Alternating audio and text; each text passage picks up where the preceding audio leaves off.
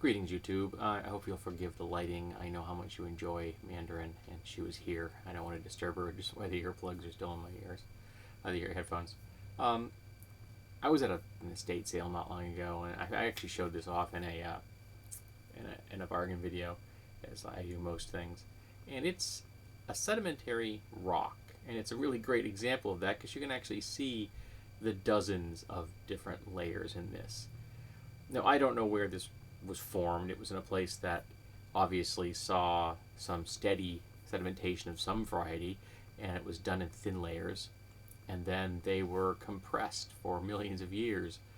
And at some point, this rock broke up and was tumbled in the ocean for a very long time to get a piece this size and this smooth, um, until it eventually found its way to a beach or a shoreline, and someone picked it up. I believe it was a woman, but I have no way of proving that. But again, I'm an animist, so maybe the rock told me. And it's come to mean a great deal to me. And the interesting thing is I don't know what it means. I haven't figured out what it represents yet, because it represents something. It isn't just a rock, though it has a nice physicality to it. It's a good shape. It feels good in my hand. And if you move your hand in the direction of the actual layers, it's very smooth. But if you go this way, it feels very much like the pages of a book. And I brought it to my therapist, and I mentioned, I hadn't figured out what it meant to me yet. It meant something. And he mentioned Jung's theory dealing with the collective unconscious, that all of humanity has a collective unconscious. And Jung based his theory on the idea from our own past that every culture has developed similar themes and similar heroes and similar stories again and again and again. Even no matter how far apart they are in the globe, we end up with these stories that are very similar to each other. And Jung believed that was because we were all reaching into the same well for our inspiration. And so my therapist mentioned that he thought that this particular rock was a symbol that I had dredged up from that Jungian well, and that I may not know what it is yet, but it means something. And I could figure it out tomorrow. It could come in a flash, an epiphany. It could be something that takes me years to figure out, slowly, a bit at a time. Maybe like the layers that were put down here.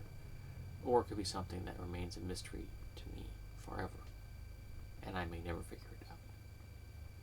And all of this is okay. Because as the cliche goes, sometimes the journey is what's important, not the destination.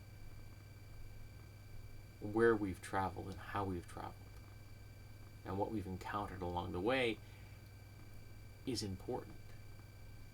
Sometimes more important than when we get to the destination itself.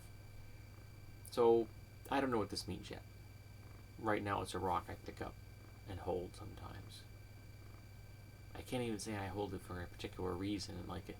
It isn't like in moments of stress I hold it or moments of happiness. It could be any reason I pick it up. My state of being, my state of mind doesn't seem to be linked to why I pick it up. I just do. It sits here on my desk, right in front of my scanner, and I'm very fond of it. Lots of other things on my desk come and go, which frequently I'll have a flashlight or a knife. It'll sit on my desk for a few weeks, and then eventually it gets cycled through. I've done a review, it gets put away, and then I'll bring something else in. But this has been sitting here for quite a bit now, and I don't see myself cycling it through. Its physicality, its symbolism is an attraction, and partly probably because it's still a mystery. We do love mysteries, don't we? So I guess I'm just trying to share this with you. I'm sharing the object itself. I'm sharing my particular thoughts on the object now, and of course, I'm sharing Mandarin, who's purring like a mad cat right now. I have no idea. You may be able to hear her. I know I can. I can feel it in my bones.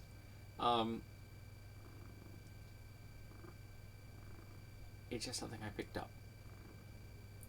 Talisman, if you will. Connection to someone else, and to the world. and to the world and to nature itself. And we're all star stuff. And so I guess this maybe reminds me of the depths of time. I've always been comfortable with deep time. I know a lot of people aren't.